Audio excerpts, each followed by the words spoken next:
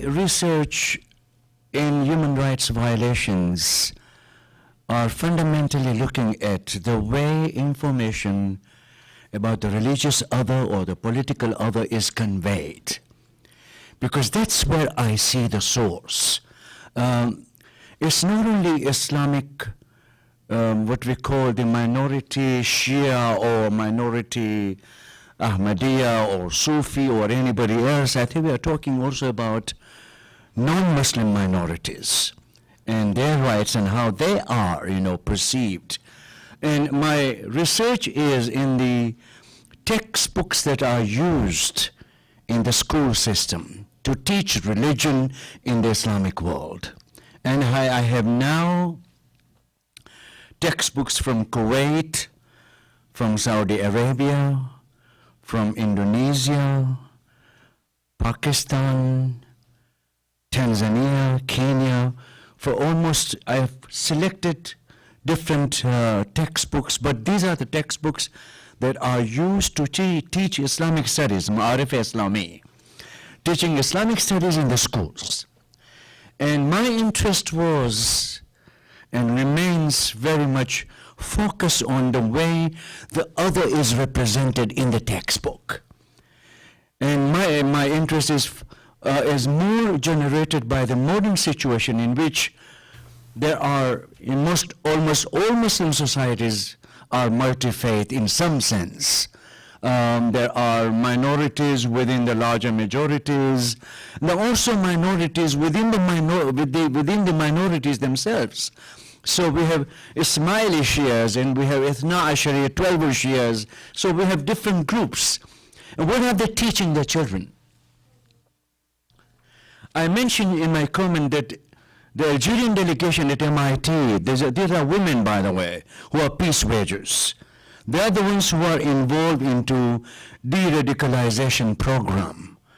And we had a delegation from Yemen, from Algeria, from Afghanistan, and Pakistan. And this was the meeting that was actually organized by the Woodrow Wilson Center under Sanam Ardalini's program. And she is the one who is in charge of this. And we heard about the field work which was done on the students at the higher level in the high school. That means junior and senior students. And also in the religious schools, what are they teaching about other sects? Let's say in the Shia books, what are they teaching about Sunnis? Or what are the Sunni teachings about the Shia? And in fact, I would say quite clearly that no mention of other sect is ever made.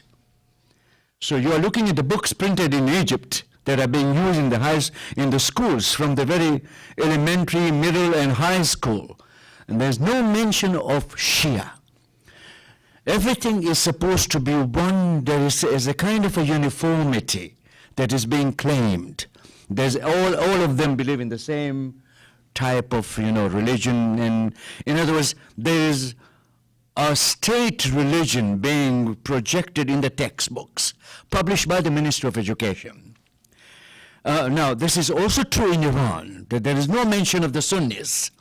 In the Iranian Ma'arif Islami, they are teaching as if everyone is Shia. Now, what I understand in my fieldwork in Iran is that Sunni schools do have their own books, but they are to adopt what the government gives them as their books. So there's still a control of what kind of information is given to the children. Now, what I found to be interesting in Kuwait is because Kuwait has a strong Shia minority, and they are working together. By the way, what I discovered is that there's less tension in the Arab world between Shia and Sunni than they are in the non-Arab world. In general, that's the feeling that you get when you look at in Lebanon, for example. Even with the rise of Hezbollah and other things, you still find that the relationship between Sunni and the Shia is not that bad. Even in Iraq, I just came back from Najaf, Iraq, and there was this conference on conflict resolution, interfaith, intrafaith conflict resolution. What are the principles that we could use in order to promote justice, to promote peace among these people. And one of the things that emerged by looking at Ireland as an example, how they've been able to somehow work out after 1994, the situation is much better than it used to be before. And I think one of the things they've done is that introduction of lessons and ideas in the textbooks that are used for the children to educate them that there are Christians and there are varieties of Christians. Well, we haven't as yet done it, by the way, that there are a variety of Muslim opinions. Or there could be Shia opinion, there could be Sunni opinion. So that's one of the key elements is the education. Now, in the de-radicalization program that we have worked together in Pakistan, in Algeria, and also in the prison system in Jordan, this is Amir Hassan's project of dialogue, that how exactly we move from dialogue to dire practice. What do we do in action, actually? Because dialogue is not enough. We sit in a very civil dialogue, we carry on, we speak to one another as academicians, as those who are leaders, but it's not channelized, it's not given to the public. How do we reach out the public in that region? I think what we have discovered is that the new program of de-radicalization is touching upon two important questions. If the youth are to be de-radicalized, they need economic security. They should have jobs. They should be vocationally trained. That's the only way we can get these highly, because the Saudi dollars, when they come in the region, they are targeting those in Pakistan, for example, the youths who are, as it is, they're poor. So give them handouts, get them on your side, and then brainwash them. Now, how to stop that brainwashing is something that we have learned from women. Women are the ones who are telling us that if you don't involve the mothers, because they have a lot of influence on their sons and then children, then you will not succeed. Because the school, even if you change the curriculum in the madrasa system, you will not be successful. What we are trying to do then is get mothers involved. Now, these are Sunni mothers in the frontier area. How to neutralize even these mothers, by the way, who do not see Shia as Muslims, or they are not even aware of their presence. Sometimes there's total ignorance who these people are. And then they hear oh, these are the ones. And one of the, I think, trouble spots and a very sensitive issue is the Shia cursing of the caliphs, of the early caliphs, and the mother of the believer Aisha, the favorite wife of the Prophet, so to speak. And once they use those names, you can easily arouse anti-Shia feeling in all the crowd. So that's what we are trying to somehow neutralize, that no, you can't do this. So the new program is, I have actually written the textbooks. Now, let me tell you that I'm not only writing books for the academia, but also writing books for the children. There's also a question of pluralism, religious pluralism in the society in general. There are Christians, there are Jews. For example, in Iraq, now there's a clear understanding that not only the Sunnis must be treated properly now, but you also need to treat the Christians properly. There are also Jewish families still living in Iraq, some of them. So you need to somehow build those bridges. How do you do it? And the beginning has to be from the time the young minds are thinking about these issues. And to make them aware that there is other opinion, so that they don't get surprised when they hear that, who are the Shia? Oh, they are kafir, or they are non-believers. You can easily label them. And that labeling must stop. Or, the Saudi school in Northern Virginia, and I've taught these students in University of Virginia, by the way, those who have graduated from the Saudi Academy, they come to the University of Virginia taking courses in Islam, by the way, and their ideas are fixed. Christians and Jews are wasting their time. They are to be condemned to hellfire. This is here in Northern Virginia. Imagine what is happening in the actual world in which these ideas are floating in the air. And everybody knows that no, not only the Shia, but the Jews and the Christians, they all need to be removed one day, so that everything would belong to them. And them are the Salafis. Them are the Wahhabis. So you really are confronting ideological use of religion to control the minds of the young people, who will then be used as radical elements who can do the violence. These are the ones who are willing to wear the mines on their body and be killed as suicide bombers. Now, what we have also tried to do is involve the ulama, the scholars. The scholars who have a say, who have a respect.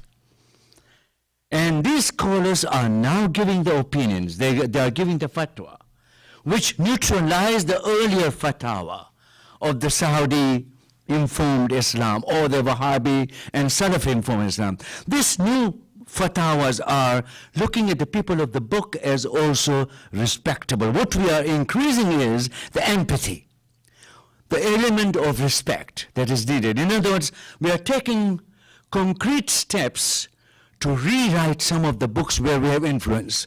We don't have influence everywhere, by the way, because the Ministry of Education is controlling the textbooks and the production of the textbooks. We have gone with the delegation to say that please do something about it, because if you don't neutralize it, we are going to have a dangerous society coming up. Especially in the last 10 years, sectarian violence has increased. From the time Iraq was invaded, the Arab world became all of a sudden aware of the Shia Arabs. Because until that time, Saddam Hussein's whole idea was to say that all these Shias in Iraq are Iranians by origin. They are not Arabs. So that was one of the ways of getting rid of them, or, putting them with Iranians. That politics somehow crumbled with the new democracy that American invasion produced in Iraq. So you have a new democracy which now puts the burden on the Shia majority. How are they going to treat the Sunnis? So, and this is, by the way, and I'm coming back just yesterday, on Saturday we had one of the most important panels with the Sunni delegation coming from Amman, and the Sunni delegation also from Baghdad, and the Shia delegation sitting together, not only conversing and speaking in the dialogues, but also actually fighting with one another. Having what I call the word match. Because if you don't throw it out in front, very frankly, you're not helping this to solve the problems. It's like the trialogue that takes place in Georgetown University. We all go, academics sit together, hello, how are you? Everything is fine. The Jews agree with the Christians, Christians agree with the Muslims. In fact, nobody agrees with anyone. But we do it out of the civility, we do it. Because it's known as trialogue. It's not only dialogue anymore. So it's trialogue. It's Bishop's Committee that calls you to come and talk to one another, but the public doesn't know anything. This is what I call the outreach program. What happens in the textbooks? What happens in the books that are used in the school? I think the key today is, for the peace resolution, as we discovered in Ireland, one of the things was economic well-being of the young people. There had to be jobs for them. There had to be a better way of diverting their energies into the positive way. And that was required through the economic development. The second part was to deal with how to create a psychology of empathy. You are different than I am. How do I do that? It's not only the question of sectarian, by the way, differences. You're also talking about gender differences. If you go in Iraq, you can feel it. There were no women delegates talking about those issues. Only men were dominating everything. In other words, you don't even see that equality and inclusion of the women, and they need to somehow open up the floor for women also, because women, in my opinion, are less warmongers than men are. Men want to go create, the ideas of tension and fighting, and they have this machoism in them. And I saw that in Najaf. I saw that, in Karbala, because we went to Karbala University also. And both universities, you find all men who are talking that very powerful, language, that this is what we believe and this is how it should be done. And that's not always the way women talk. Women want to find bridges. How we can cross their bridge, because they are worried about the security of their own children. They are worried about the economic well-being. They are worried about the peace at home.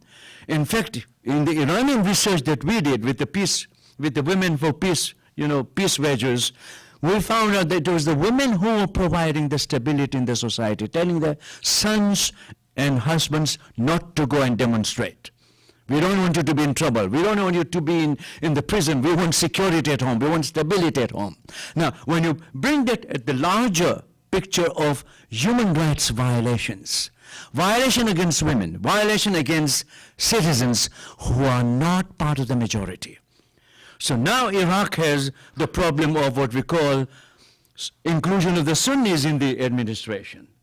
How do we protect their rights and any discrimination against them? And what I discovered in the University of Kufa, by the way, one of the universities that I visited, is that they have, in all committees, they are inclusive. In other words, they are including the Sunnis as being part of the whole, program, administration, organization, everything. In other words, a feeling of justice is extremely important for the peace to emerge. But the justice is also economic justice. It's not only political justice that people are looking for. They want jobs. They want the young people who have no jobs can easily become the target of the radicals who are trying to buy them, and they can be. Al-Qaeda is operative everywhere. And Al-Qaeda has lots of petrodollars to spend. And that's how they get, to the whole idea of, who is going to enter the salvation, who is guaranteed the salvation. And that kind of situation is, by the way, a long fight.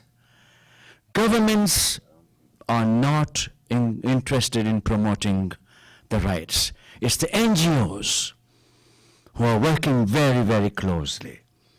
And they're working with one another to increase what we call the awareness of human rights violations and the way people can be educated to accept one thing, human dignity, humanness of the situation.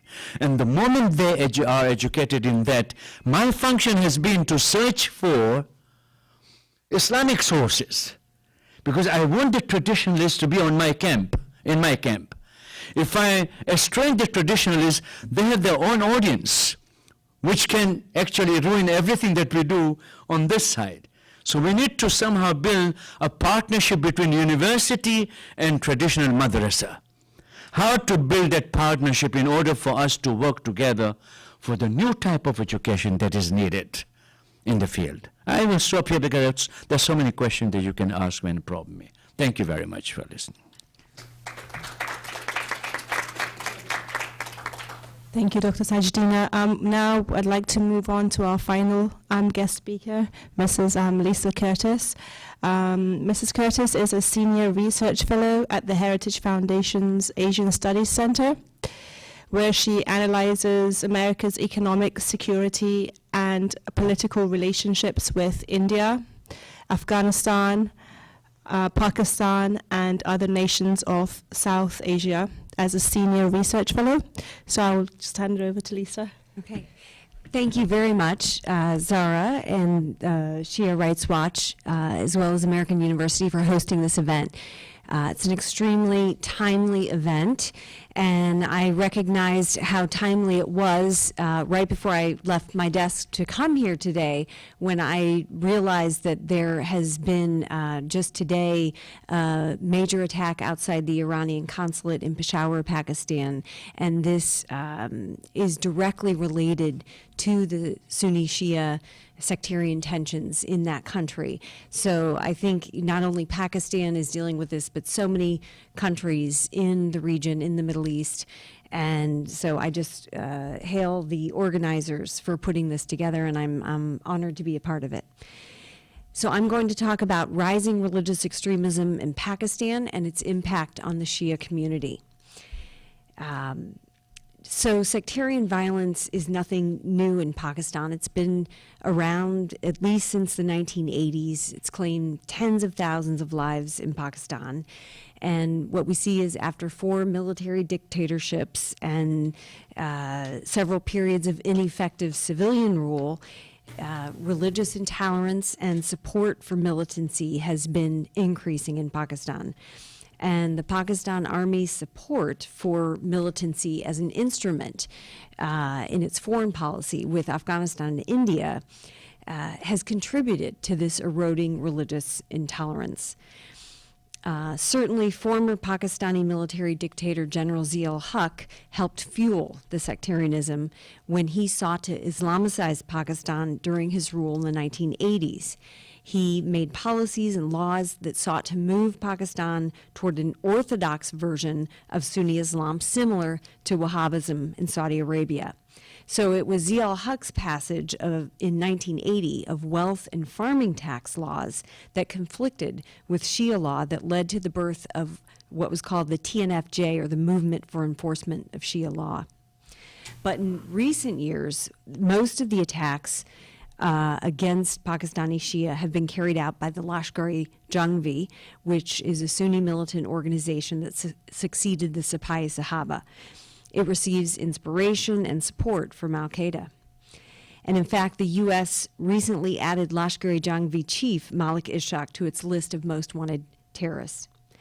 So I think what this signals is that the sectarian phenomena in Pakistan is increasingly taking on this very virulent ideological aspect, and that's going to make it increasingly difficult to manage, unfortunately. So the death toll from sectarian violence rose considerably in 2013. I think my predecessor, Michael Kugelman, talked about nearly 400 killed in 2013, and I think there's been 800 Shia killed in Pakistan in the last 2 years. So the numbers are going up at an alarming rate. We've also seen more targeted attacks against Shia professionals, doctors, lawyers, college professors, almost a campaign to create a Shia brain drain from the country. So this is alarming.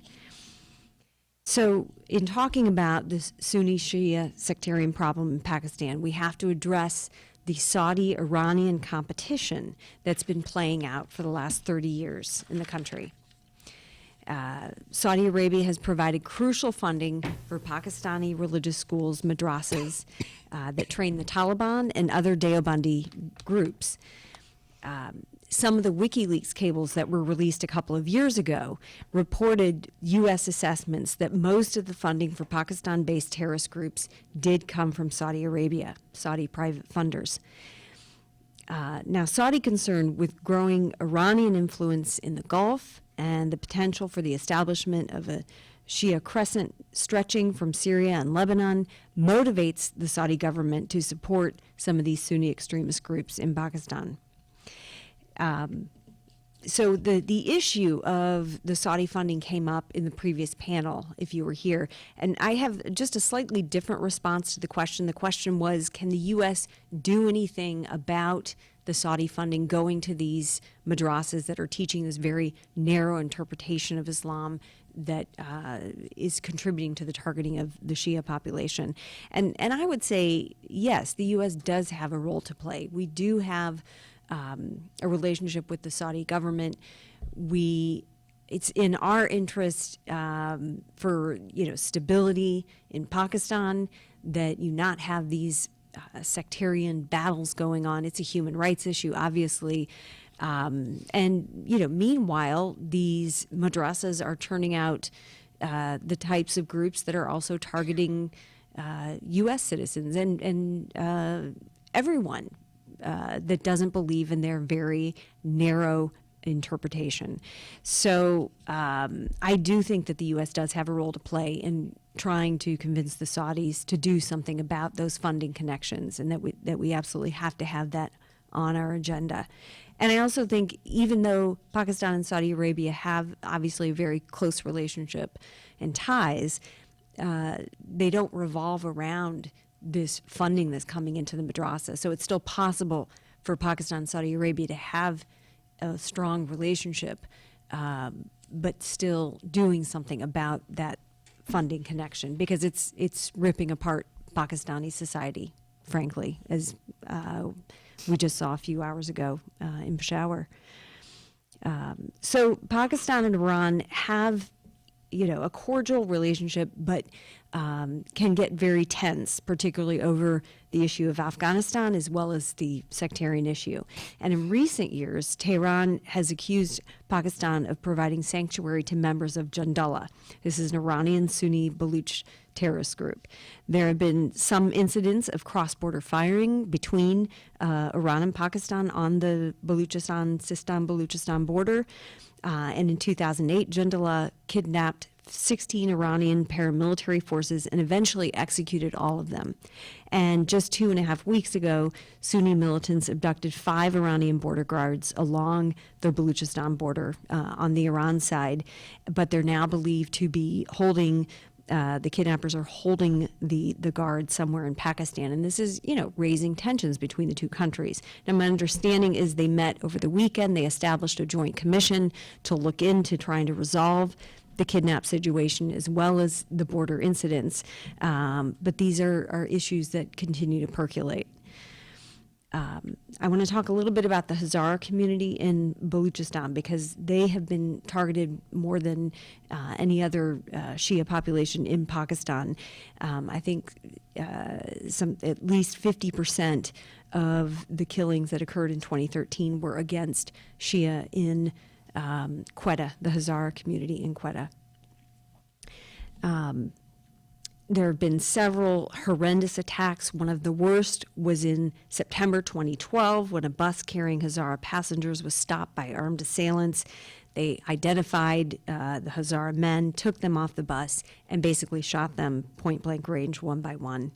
In January and February of 2013, there was a series of sectarian attacks, including bombings in Quetta that killed nearly 200.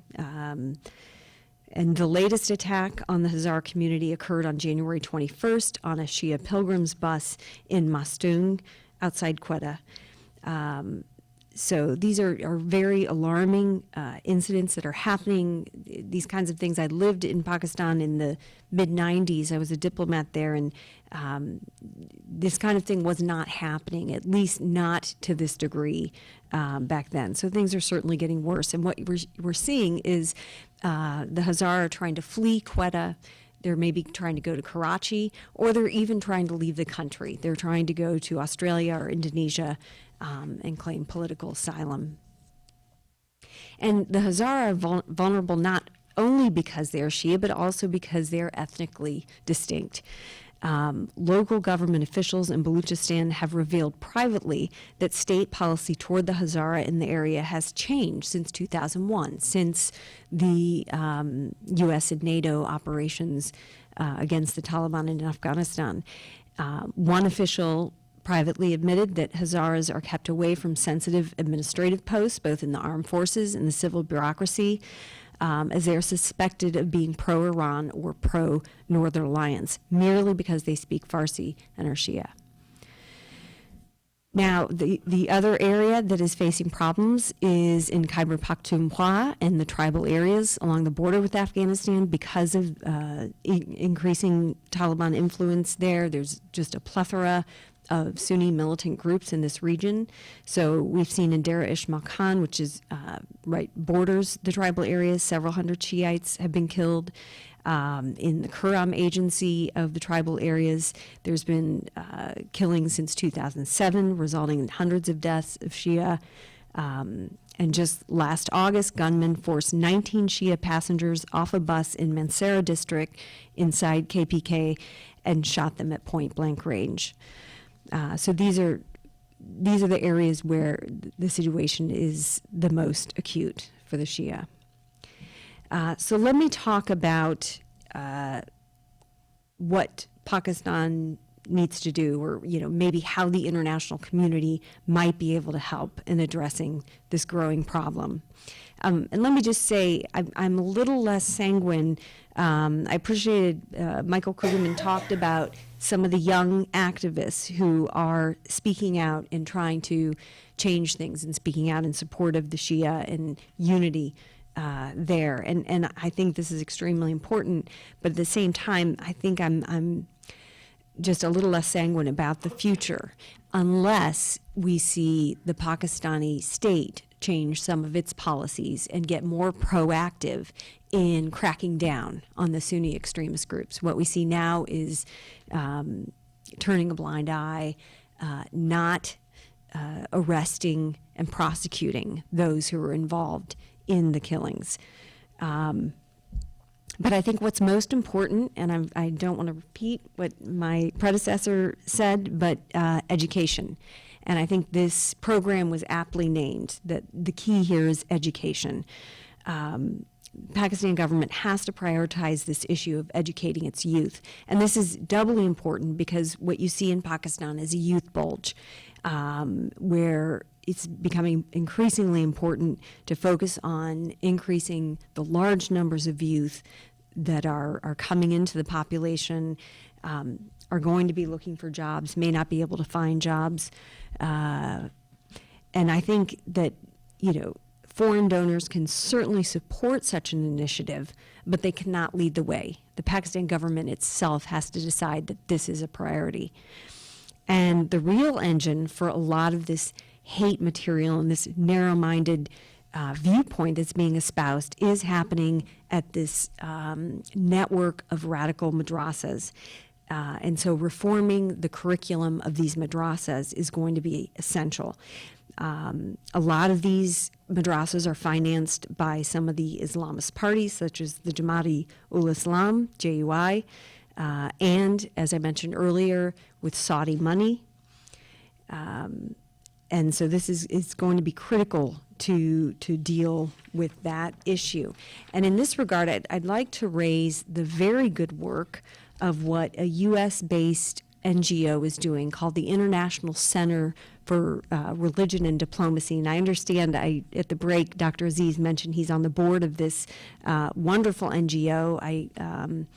I've always thought their work was tremendous.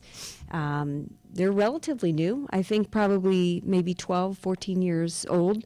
But they have done groundbreaking work in Pakistan, where they have worked on trying to expand the curriculum of the madrasas, focusing on a variety of subjects. And kind of expanding out that curriculum. And that really is the key, because, yes, we're talking about creating empathy, but we're also just talking about expanding worldviews and not having this narrow, isolated worldview that's being taught.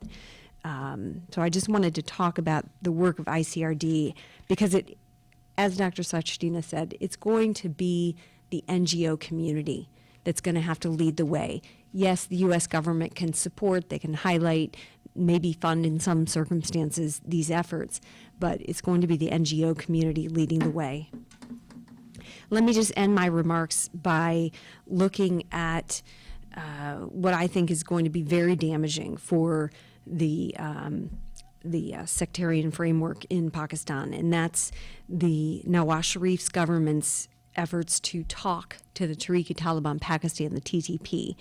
I think the government's decision to pursue these talks in the face of continued violence will only contribute to the sectarian problem.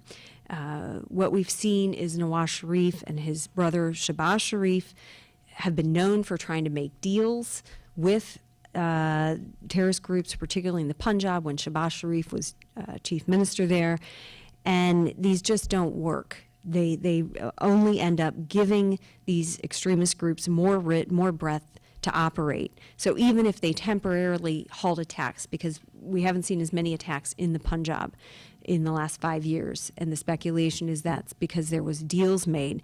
But the point is they still retain their ability to conduct attacks, and they can turn on the attacks at any point that they want.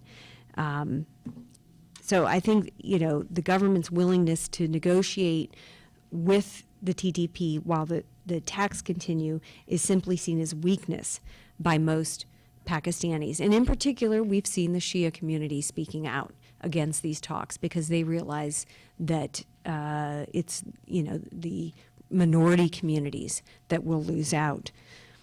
And what may be the most important thing for Pakistan, in my opinion, is tamping down or in order to tamp down the religious intolerance, is to develop friendlier ties with India. I think there has to be a willingness to rethink the Pakistani-Indian relationship, to break that cycle of suspicion and enmity. And this will go a long way to restoring balance in Pakistani society and curtailing the sectarian tensions that are, quite frankly, ripping the country apart. And I'll come back to the recent news that I talked about, this bombing in Peshawar. The militant who claimed responsibility, he's a militant named Mast Gul, and he gained notoriety in the mid-1990s for leading a standoff against the Indian security forces in Kashmir. This was in 1995. This was when I was posted in Pakistan. I remember it very well.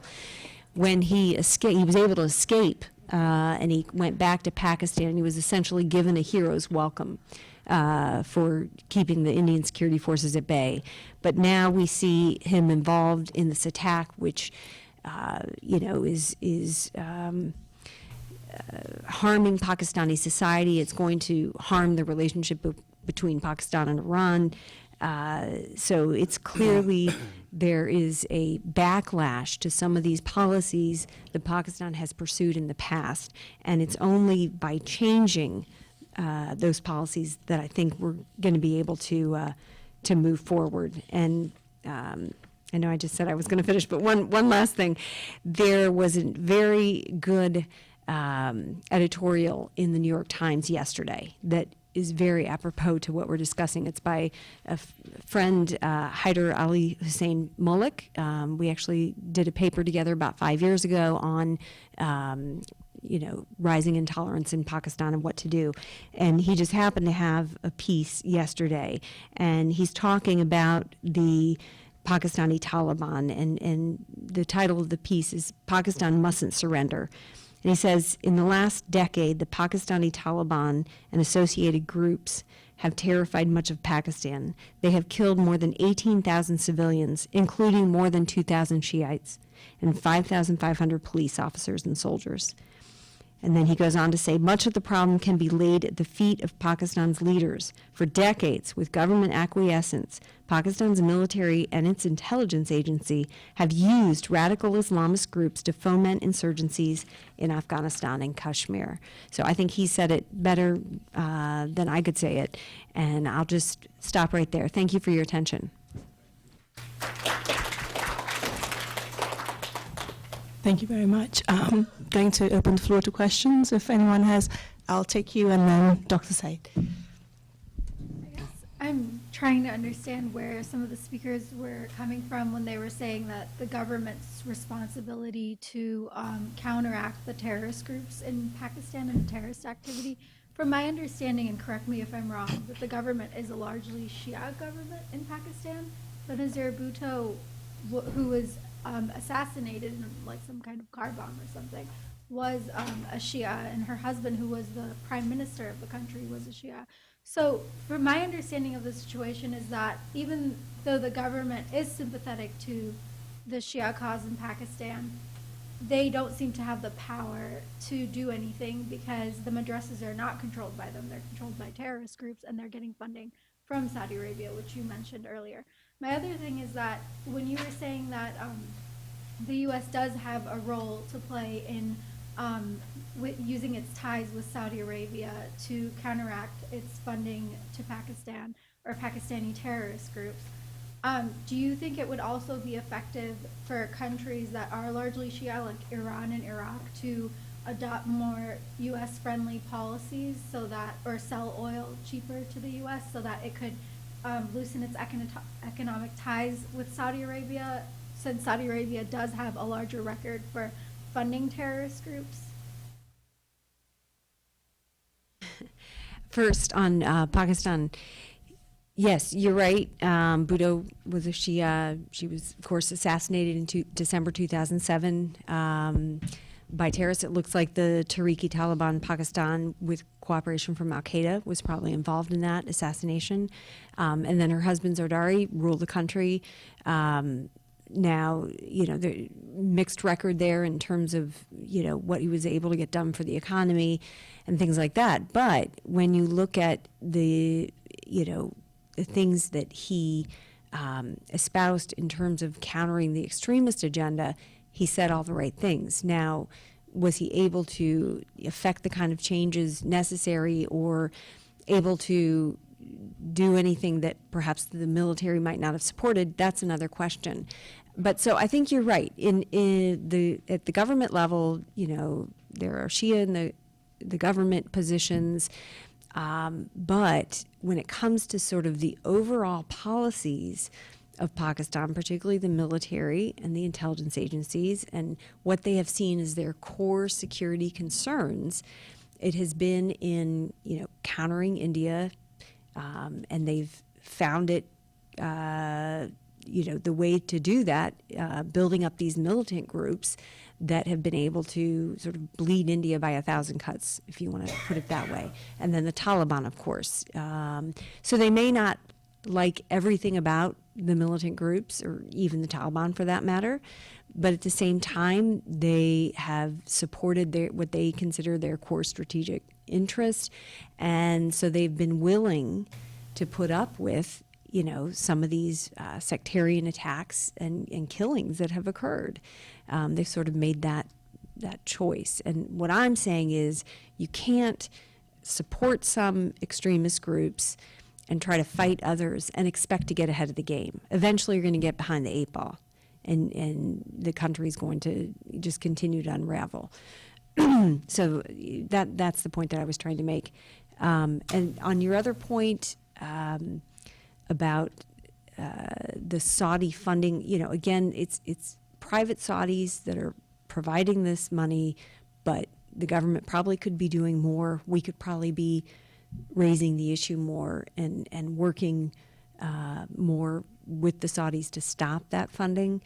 And, whether or not it means that we have to change the whole nature of the relationship, I don't think so. I think it just means we need to put more focus and develop, more information, and then be willing to raise that with the Saudis. I want to add a comment here that I think we are dealing with a very subtle and unexplained situation of cross-cultural communication. We as Americans don't understand the culture fully wherever we go in the field. And I worked very closely with the State Department just to go and do the lecturing and the information that we go and give them and what we want to buy, the loyalty of the people. Americans have no credibility in the Middle East as a whole, in the Muslim world as a whole. At the moment, there's a credibility gap. Any American interference is seen to be some kind of neocolonialism. You ask people, as it is, the state is weak. And the state is very much afraid of saying that Americans are pouring their funds to help us out to become democratic or to do this or that. I think the problem is the credibility gap that we are experiencing. The other problem is that the new generation of the policymakers in Pakistan and other places are looking for culturally cognitive paradigm that is sensitive to the native culture. We can't tell the madrasas what to teach. They will have to work it out themselves, that what they teach is inappropriate for the modern world to operate. In other words, we need to find actors within, not the actors to whom we speak at the government level, because we're speaking to the converted. We need to find people who don't agree with us. And I have told U.S. information many times, even in the case of Muslim Brotherhood, that we are still talking to the government officials who are giving us wrong statistics about things, and we believe them, because we are a culture that is believing. We are not, built on, lies or something. There, you're a diagross. I tell something else when you come to talk to me. I tell something else to my own people when you are gone. And that diagnosis is not helping us understand the situation. This is what I call the cultural context is totally missing in our understanding of solving. We have the power, but we are not trusted power anymore because of talking to the wrong actors, wrong people, and therefore we have lost. And I think this is what is happening to us. And even in Africa, you go to Tanzania. Tanzania at the moment, the Wahhabis have started penetrating Tanzania. So we have the young people who are jobless, who are now becoming the Wahhabi supporters. The women are the sufferers, by the way, because they suffer the most atrocious behavior from the men, because that's what the Salafi teach them, that a woman must be kept under control. And Tanzania was a peaceful country. You go to Ghana, the same situation. You go to Nigeria, the same situation. In other words, we are not fully aware of. I told Mr. Wolfowitz when they were invading Iraq, there is a cultural gap that you don't understand. Oh, we will be seen as liberator. No, not at all. The colonial power has just gone a few years ago, you know. We still remember what the British did to us. How can we forget so easily? In other words, we really have a naive opinion about the peoples with whom we want to deal with. I'm sorry to sound very, pessimistic, because I go to the field and I'm told I was being asked by a State Department to go and speak in Islamabad and Lahore. I said, if I go through your invitation, I lose my credibility. I won't be able to speak to them. And I was warned by Lahore University, don't do that. If you want to come, we will invite you. But we don't want you to come as American professor coming to teach us what Islam is all about. We can't do that, Thank you. Dr. Saeed had a question. Lisa and Abdulaziz, thank you. I would like to discuss with you, for all of us who are here, we have what's known as Save the Children. It's an international movement. Listening to both of you and listening this morning, we can explore the idea of teach the children. We save them by teaching them. And if we can explore the idea, how can we find ways of teaching the children? The other notion I have, in Washington, Congress has created the U.S. Institute of Peace. And hearing you and thinking about it for years now, another notion, can we explore the idea of establishing an interfaith Institute of Peace? Not a government. This could be universities, others. So I want to share with this idea, does it make sense? Can we work with that? That's my question. Of establishing. That's to me, right? No, to all of us. To all of us. Interfaith Institute of Peace, yeah. I still find that interfaith dialogue is a civil conversation between those who are converted to the idea, but we are still not talking to those who don't agree with us. We are still talking to those only who can come and sit on the table with us and can converse. Whereas we have traditional authorities who don't agree with us. We don't want to engage them in conversation. And I think this dialogue needs to translate into dire practice. And dire practice, until it reaches dire practice, I have participated in this dialogue in Amman and other places between Catholics and Shias and Sunnis, and everything crumbles. There was this Imam al-Jum'ah of Baghdad, Sheikh Qabusi or somebody, and he would not listen to anything that the Christians had to say. So we have, I think that we are dealing with two layers of leadership. One layer is willing to talk to us, but they don't have inner authenticity that would allow them to talk to their own people authentically. It's like me coming from America and telling people in Islamabad what Islam is all about. I think that would be defeated. My sense,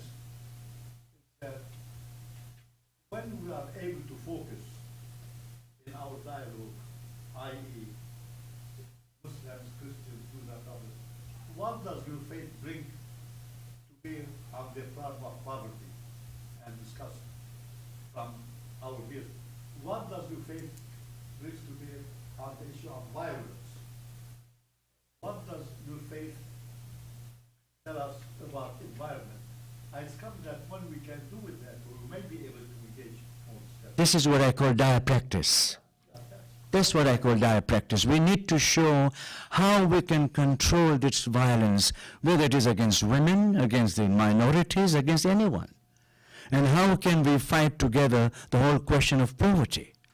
So, dire practice, this is, by the way, the women in Netherlands. Muslim women, Muslim Palestinian women, Christian Palestinian women, and Holland women, they sat together in circle and they created what I call the dire practice, that we've been talking very nicely to one another, but we have never heard our problems.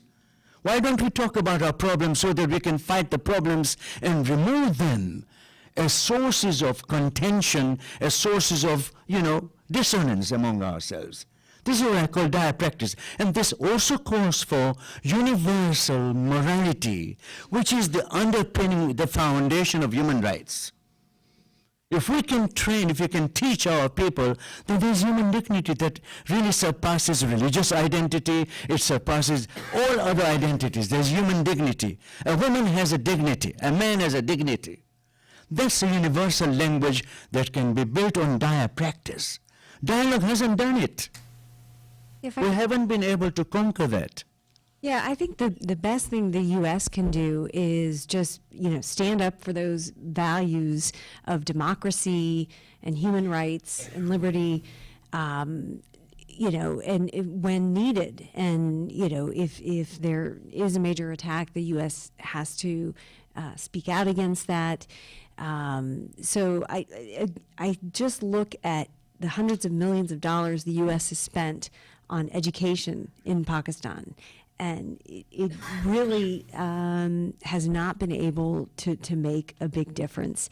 And when it comes to, the curriculum of the madrasas, the U.S. cannot even get near that or touch that. They don't want it. I mean, maybe they would want new computers or, some of the money, but they're not going to listen in terms of curriculum. That's just a very touchy issue. So I think if you're going to make a difference in the education system, it has to come from within. It has to be organic. But what the U.S. can do is it can continually, emphasize democracy and even in how it deals with Pakistan, and emphasize the importance of democracy, rule of law, respect for religious minorities, those things that we, should be standing up for and speaking out about. That's a question right there. I have two questions, but before that, I want to say some good news about Afghanistan. I'm because- happy to hear, so hold it.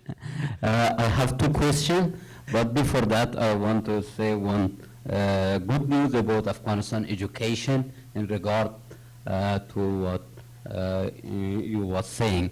In Afghanistan, majority are Sunni and minority are Shia, but in education, every single student has to read both doctrines, both teaching.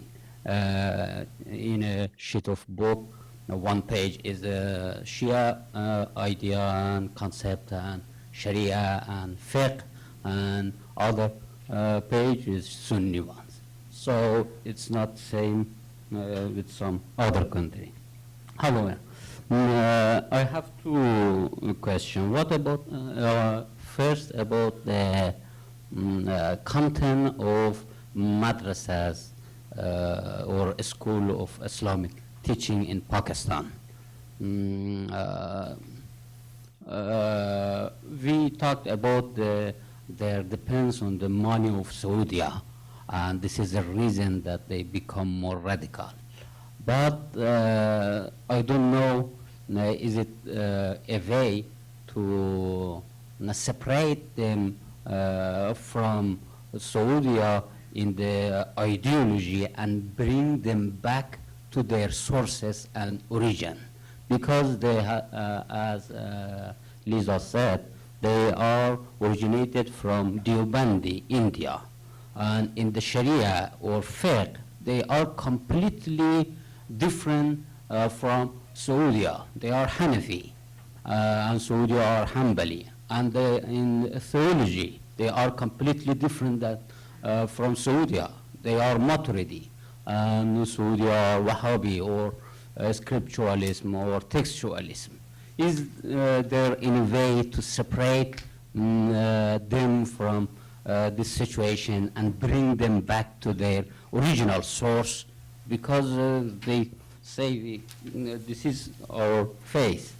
The second question about that, you are saying we have to promote education through NGO, but the problem in this country is that NGO are not supported by the mentality of people and also by the government, because mostly people think NGOs dependent to foreign funding, teach more liberal idea, and also government does not support NGOs.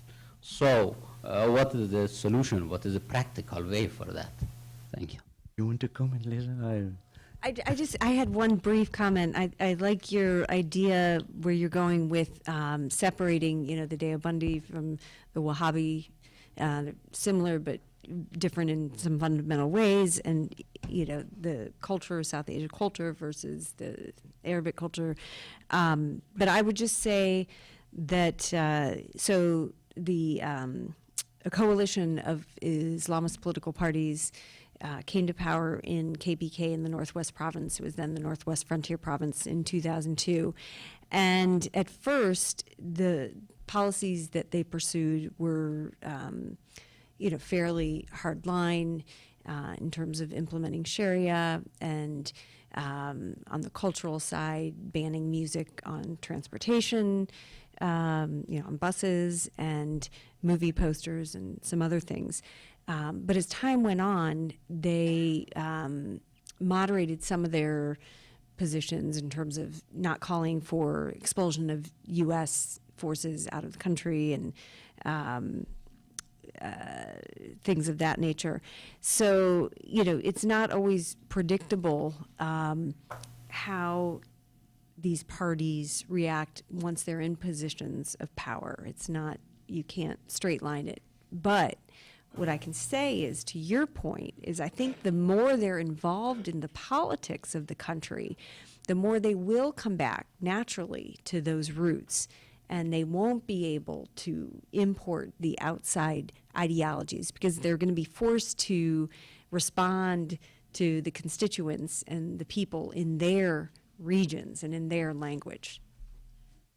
It seems we have 3 remaining questions, so can you please keep them very short so we can... Yeah, my name is John Floyd. I'm a lawyer, and I've been doing human rights work for over 50 years, starting with the Nigerian Civil War a long, long time ago. I have so many questions, but I'm just going to narrow it down. And this is, I'm sorry, the lady from the Heritage Foundation, mostly, but both of you.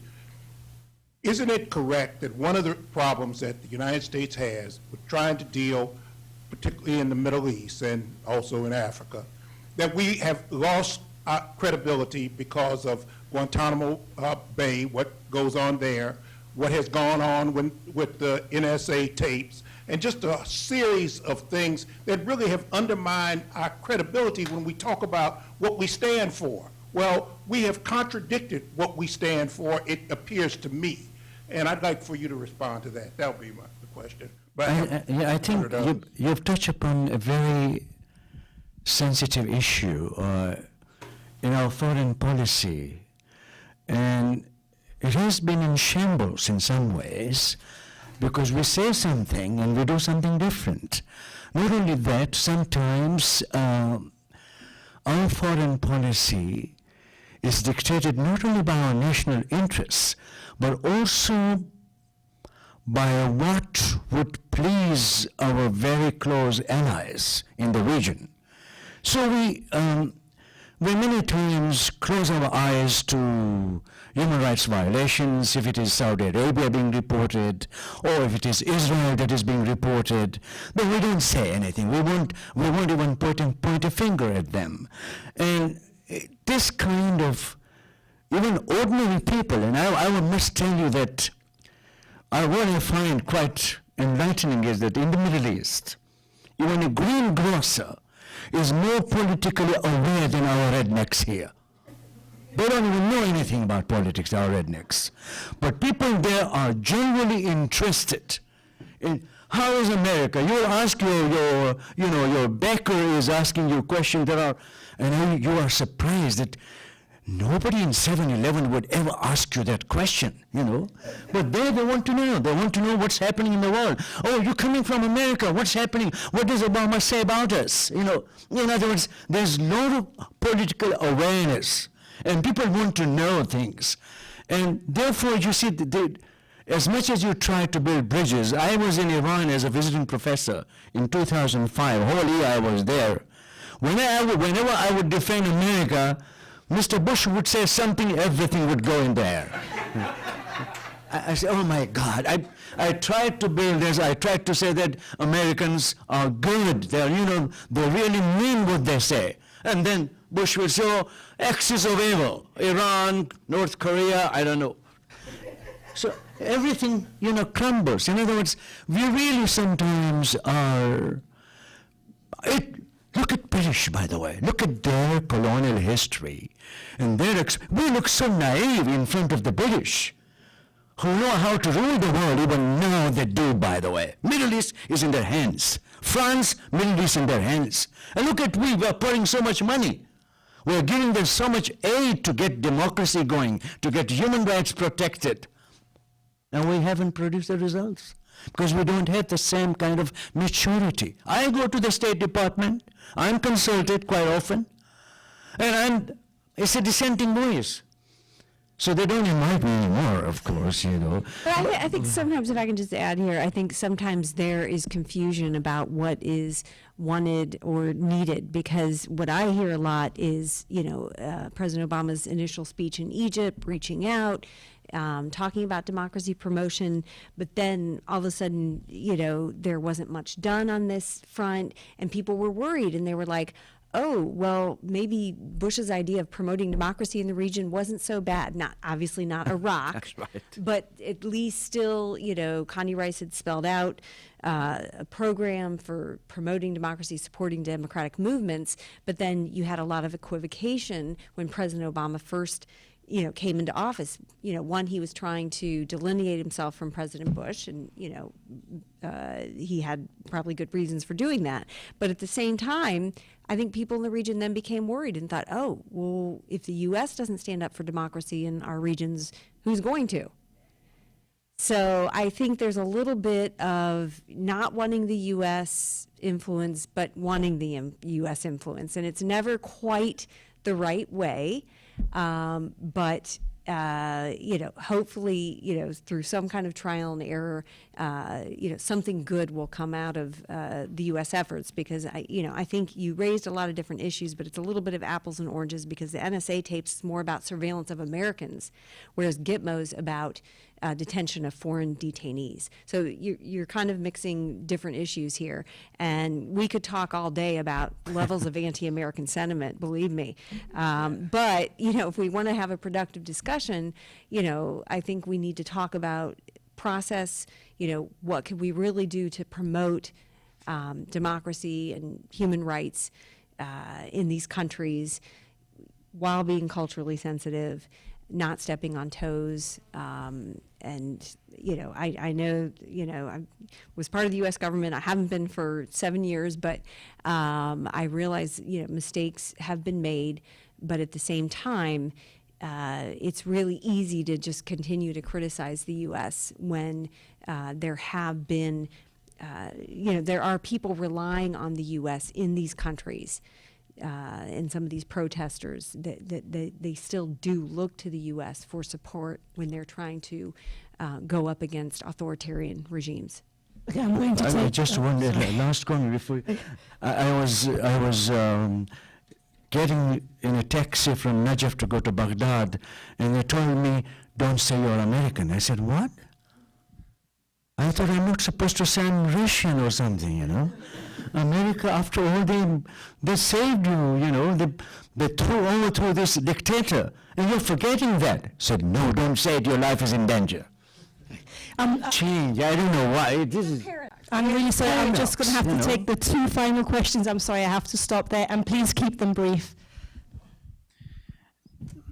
It's 6 months that I'm in this country, and I see really amazing facilities in this country regarding conflict resolution. And I see that there's really a will in academic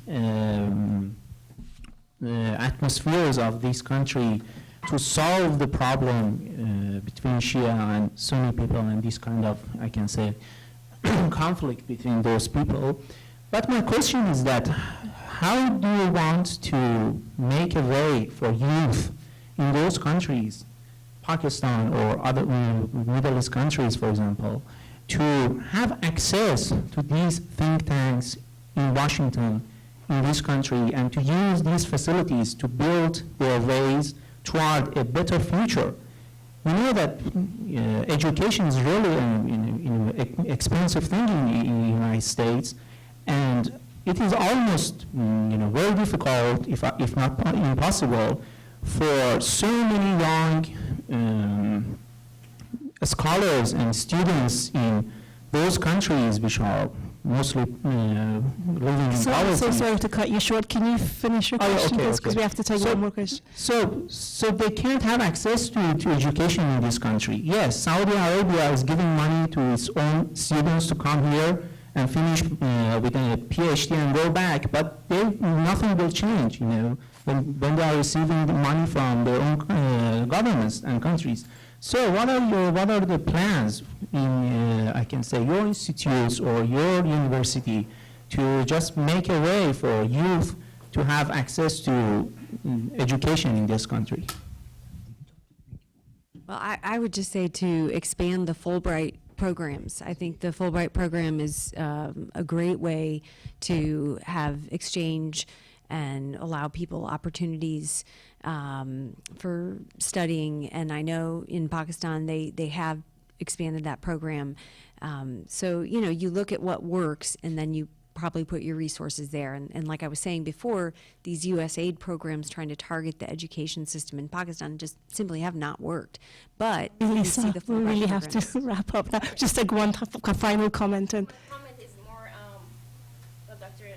Said is not here, but it's just a very small comment. We talk a lot about education overseas, where we need a lot of education done here. As part of organization, SRW actually tried very hard going into educational system in America and just teach children about human rights. Very basic information that everyone has to have. And we were blocked. We were told that this is a political issue. We don't want it in a school. So education is very interesting topic, and we don't have to just address overseas. We have a lot to address here. well, thank you very much, and I thank you all for coming, and thank you to our panelists, and again, thank you to Dr. Saeed and the Mohammed Saeed Farsi Chair of Islamic Peace for hosting us, and we look forward to many more conferences with you. Thank you.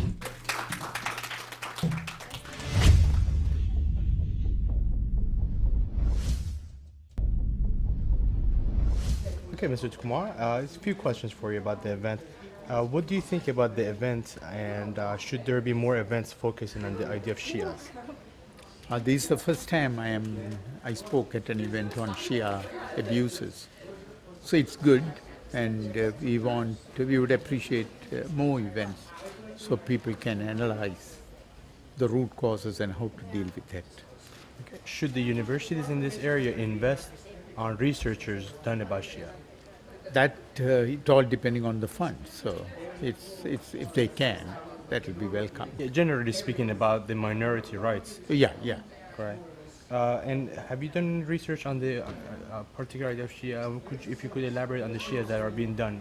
I have done work on abuses against Shia in Indonesia, Malaysia, and Pakistan. So I knew why they were singled out and what can be done. Okay. And what should the general Shia public do to prevent their rights from being violated? It's very difficult for the victims to protect themselves when they are a minority. So the only way is to get international support, and also international organizations reach out to the government and to the majority community to ensure that they themselves start protecting these people. Okay. And what should Shia Rights Watch do as a global organization to help Shias around the globe? I only heard about Shia Rights Watch recently. It's important that they bring non-partisan, correct information to the world at large to show that Shia, because of their religious reasons, have been singled out and abused, and any recommendations to be given so that they can be protected. Okay. And if you could say in one phrase anything directed to the Shias who are watching this. I will say, Shias, you have been singled out by your own Islamic brothers. It's a tragedy. You should try to find a way to solve your problem among yourselves. Don't look at outsiders like us. I only hope you can reach out to Sunni Muslims and treat them like your own wherever you have power. I am talking about in Iran and Iraq. That will send a strong message to Sunnis that even though we abuse them, they are not abusing us if they can. So I will say that's the best way to go. Let's have a beginning. Thank you very much. Pleasure. Nice. Jose, just in short phrases, what did you think about the event today? I think it's a great event. The Middle East region and the Islamic world is not really my strong point. I'm more Latin American studies person, and it was really refreshing to know of other struggles of minority peoples around the world. And do you think you learned something today? I did. Specifically, I did not know Bahrain was majority Shia. And I think it's a very pressing topic that should be. Do you think the universities should invest more assets into educating the university colleges? Certainly, no. Definitely, they should invest more in events like this. Okay. Have you done any research on the Shia topic at all, or no? No, I know a little bit from friends and everything, but I don't know